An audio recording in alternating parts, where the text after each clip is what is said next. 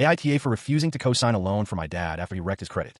So my dad has always been a bit reckless with money. Credit cards, car loans, personal loans, he had them all at one point, and most of them he mismanaged. He never really got the hang of budgeting and ended up in a situation where his credit score is terrible. Last week he called me out of the blue and said he wanted to buy a used truck. He said he needed something reliable for work and his old car had finally given out. Then he asked me to co-sign a loan for him.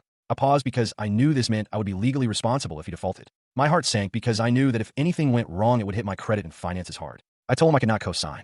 I explained that he had wrecked his credit in the past and I could not put myself in that position. I reminded him that a co-signer is just as liable as the person taking out the loan. If he missed a payment, it would affect me just as much as him. That's when the argument started. He said I was being selfish and that as a child I should help him out. He said, I raised you, and now you won't even help me get a truck? He even tried guilt-tripping me by saying he has no one else to turn to. I stayed firm and told him that I wanted to help, but not in a way that could ruin my own finances. I offered to help him explore other options, like saving for a down payment, improving his credit score, or finding a cheaper vehicle he could pay for upfront. But he wasn't having it. He hung up angrily and sent me texts calling me ungrateful and heartless. Now I feel a mix of guilt and relief. On one hand, I hate that he's upset and that he might struggle without this truck. On the other hand, I know co-signing would have been a huge risk for me. I could not justify putting myself in financial danger for something he brought on himself. I have talked to a few friends, and they say I'm right to protect myself, but part of me still wonders if I'm being cold. I want to support him, but I cannot fix his mistakes at the expense of my own stability.